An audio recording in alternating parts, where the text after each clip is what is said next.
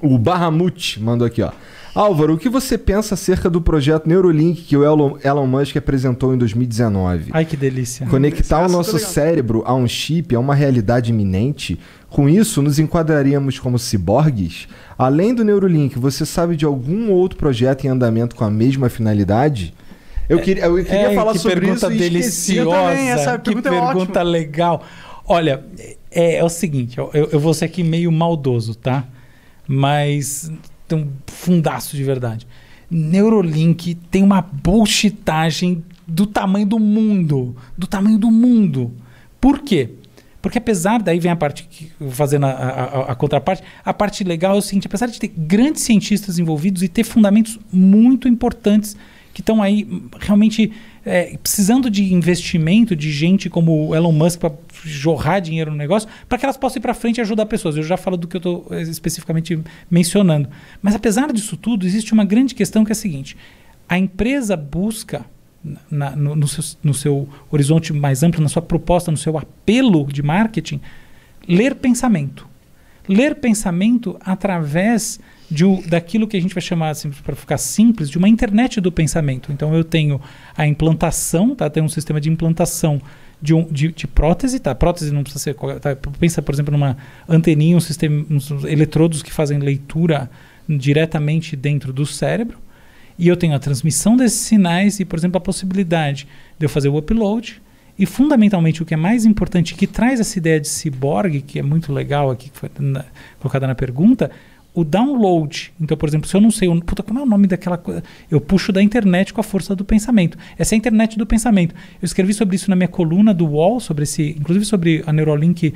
Eu assisti ao vivo a demo mais importante, aquela que fizeram a implantação do porco. E, enfim, escrevi um artigo lá na minha coluna. Mas, independente de qualquer coisa, o que eu percebo, que não tem a ver com essa experiência específica, é que há uma premissa falsa na jogada inteira, que é a seguinte: quando você vai para o nível do neurônio, aquilo que acontece é absolutamente estereotípico. Aquilo que acontece é disparo digital. Ou eu disparo ou eu não disparo. 0, 1. E, em algum nível que a gente não conhece, há uma espécie de mágica acontecendo. E uma representação para você mesmo que a gente estava chamando lá atrás de consciência.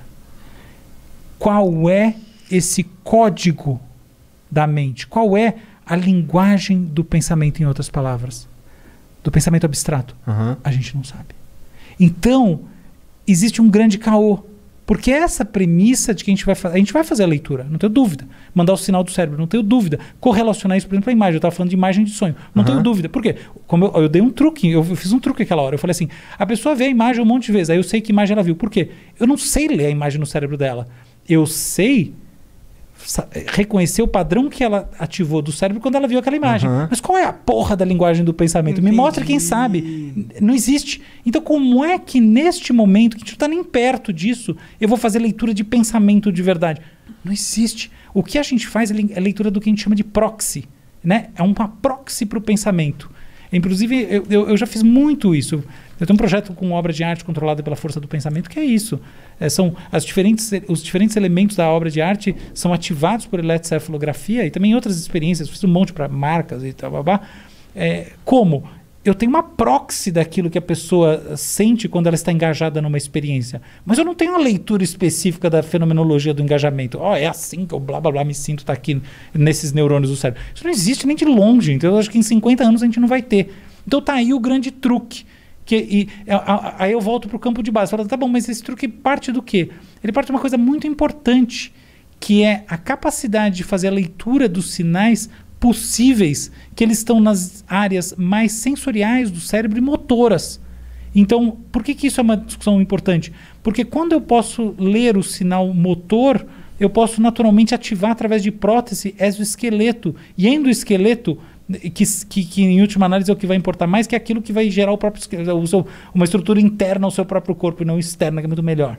Então, essa é uma área muito importante ligada à reabilitação e o que a gente chama de tecnologias assistivas, que curiosamente não é de assistir, é de assistir no sentido de assistance, né? De dar assistência. Então, são tecnologias de assistência que são muito importantes e que tem a ver com esse tipo de leitura do cérebro, poder saber qual que é o comando motor que está sendo ativado. E também experiências sensoriais. Eu ativar, por exemplo, a gente hoje em dia está vendo o avanço de áreas de desenvolvimento de axônio sintético e etc. E tal, de elementos do neurônio, e muito ligados a neurônio motor, que vão permitir, e neurônio sensorial, que vão permitir que essas conexões funcionem. E a pessoa, por exemplo, tem uma sensação tátil quando ela vai tocar alguma coisa. Então não é só motor, mas também é sensorial. Porque se eu não tenho uma sensação tátil, eu destruo esse copo.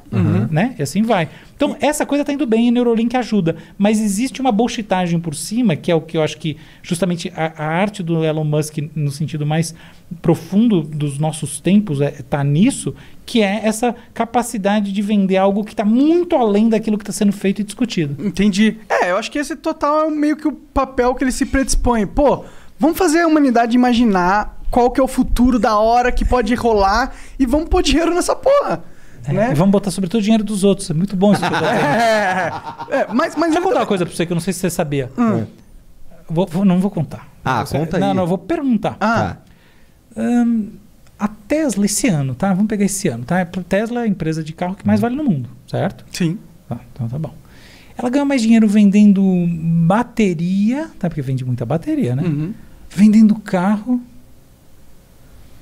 ou especulando com Bitcoin. Onde ela ganhou mais dinheiro? Caralho. Na venda de carro, na venda de bateria ou na especulação com Bitcoin? Pela teoria pelo teor da pergunta. Pelo bom senso, especulando em Bitcoin, cara. É isso aí. Pode olhar, tá na Forbes. Caralho, por isso que ele colocou Bitcoin lá e colocou 1 bilhão e 500 mil dólares lá, né? No Bitcoin. Eu não sei quando ele colocou. Eu sei que ele lucrou, a Tesla lucrou cerca de $1 bilhão aí em Bitcoin, que é mais do que ela vendeu em carro ou vendeu em bateria. Então, esse é o papo, tá? E isso daí diz o quê? Isso diz muito sobre essa capacidade do Elon Musk de criar movimentos, de criar buzz. Porque, veja bem, não é que o Elon Musk é o Warren Buffett da cripto e ele... Não, ele é muito mais do que isso. Ele foi lá e comprou, e porque ele comprou, subiu. Entendeu? Não é que ele viu o movimento máxima hoje em dia. Eu vou lá e porque tá subindo, eu sou o Warren Buffett aqui, vou comprar esse troço. Não, se bem que o Warren Buffett hoje em dia ele é market maker também, ele faz subir. Mas enfim, ele não é esse cara que pegou a onda boa. Não, ele é o cara que cria a onda. E assim, por exemplo, nesse mundo do que a gente chama de transhumanismo, que é essa fusão do humano com a máquina, ele está assim... capitalizando a parte boa do negócio. Então, por exemplo, tem um cara que é o grande filósofo, o criador do Centro de Transhumanismo, que é o Nick Bostrom. Já ouviu falar desse cara? Tem um podcast, inclusive, com o Joe Rogan com ele, eu acho. Então, ele é fantástico, tá? Ele é um cara, assim, genial. Eu já li as coisas e acho, assim, já vi muita coisa dele, admiro mesmo. Só que a ideia do transhumanismo, no limite, ela tem um quê de caô, porque é isso, entendeu? A gente tá... Não chegou lá ainda a tecnologia para rolar um transhumanismo da forma com que eles descrevem. Não só isso é um fato, mas sempre tá a questão não está na iminência que eles estão dizendo, entendeu? Porque tem umas questões... Assim, tem toda uma parte prática que e tá rolando, e é isso mesmo. Mas é que a imagem de fundo, aquela espuma que fica... é de que você vai se conectar com o pensamento, com as coisas, que no fundo lembra, qual que é a grande questão? Há todo um domínio imaginário em discussão, que é um domínio que surge do seguinte... Desculpa, você ia falar uma coisa? Posso falar? Não. Tá. É o seguinte, existem algumas experiências metafóricas que são muito essenciais para as pessoas. Não é arquétipo, nada disso existe. Assim, não acredito que existam ao redor do mundo. Mas você tem algumas experiências que são muito basilares, tá? E uma experiência que é muito básica na vida é a experiência de você projetar aquilo que uma pessoa está pensando ou sentindo ou qualquer coisa que seja. Por quê? Porque quando a gente conversa com alguém, a gente fala no plano do discurso, da palavra, e também no plano das expressões, daquilo que a gente consegue mapear e definir, que é a parte não declarativa. Mas acima dessas coisas todas, a gente fala no plano da intencionalidade. A gente sabe se a gente está engajando, se a gente não está engajando, se a pessoa... Puta, a pessoa falou isso aqui, caralho, ela não entendeu exatamente o que eu queria dizer. A gente consegue fazer esse mapeamento da intencionalidade. É assim que a gente se conecta como pessoas. Total Vitor Metaforando. Conhece o Vitor Metaforando? Não, nunca ouvi falar. Ele é um... É neurolinguista? Não sei, não é neurolinguista, não. Ele é um detetive, tá ligado? Ele é especialista em microexpressões faciais. Ai, que legal. Ele tem um canal no YouTube. Mas vem disso aí, né? Legal. Acho que você infere essa percepção do que a pessoa tá pensando ou não através das micros... É uma das referências que você tem. É total. Não, isso é indiscutivelmente isso mesmo. Você vai... Porque são as expressões, é o que ela fala, é o tom, é o todo, tá bom? Então a gente tem essa capacidade de projetar o que os outros estão pensando, assim, no sentido, não é bem pensando, mas esse todo do todo, do outro. Todo da mente com o corpo, com tudo mais do outro. Sim. E isso, pensa bem, traz o outro dentro de você, na sua cabeça. Olha só, é muito fácil, é natural você sair dessa experiência básica, que é biológica, que é fruto da seleção natural, da maneira como o cérebro funciona numa espécie altamente social como a nossa, e partir para uma de que você está conectado ao cérebro do outro. Pensa bem, entende? Eu escrevi isso que eu nem lembro onde, eu escrevi em algum jornal, alguma coisa, um artigo sobre isso, que é de onde surge essa experiência do cara, dessa metáfora de que o chip vai fazer você se ligar e você ler o pensamento do outro, o pensamento específico. Surge dessa coisa que a gente tem em todo mundo. Dia a dia, da gente se conectando com as pessoas através das nossas percepções. Isso, das nossas projeções intencionais. A gente injeta essa projeção de intencionalidade do outro.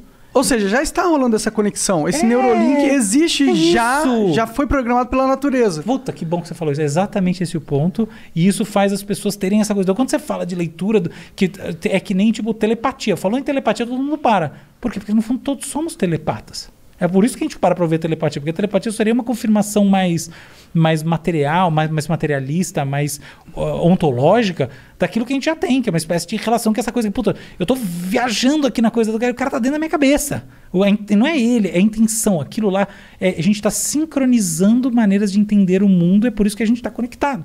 E a gente está num flow. Então, é roubar no jogo você, entrando na nossa grande questão, você fazer alusão a isso quando você vai falar de implante cerebral e tudo mais. Porque é justamente isso que não esquece, essa discussão não existe. Entende o truque? Uhum. E aí todo mundo fica assim, nossa senhora, vai ser um negócio e tal. Não. Não tem nada a ver com essa parte, tá? Tem a ver com o cara, em vez de usar cadeira de rodas, ele poder fazer um movimento com exoesqueleto, ou talvez ou com próteses que são controladas eletronicamente. Essa parte é maravilhosa. E é o prático de que essa vai avançar agora. É o prático que vai ser mais o que vende, né? É aquele sonho da gente conseguir ter essa experiência conectiva muito mais real, mais forte, né? Igual, é muito louco. Imagina se fosse igual, se o Neurolink funcionasse igual o Neo da Matrix. Agora eu sei Kung Fu. Entendeu? Não seria é muito isso. Foda. Mas é esse Mas o papo. É possível, dizem. Não será é. que não é possível? Não, porque você não sabe qual que é o código mental. Será que você não pode descobrir? Você pode. Me dá aí uns 200 anos. Não, então é possível. Não vai rolar. Não vai rolar? Vai rolar. Vai lá. Entendi. Vai rolar. Mas vai demorar. Assim. Não, também acho. Mais do que... Os caras falam 10 anos. Não, põe 100 anos.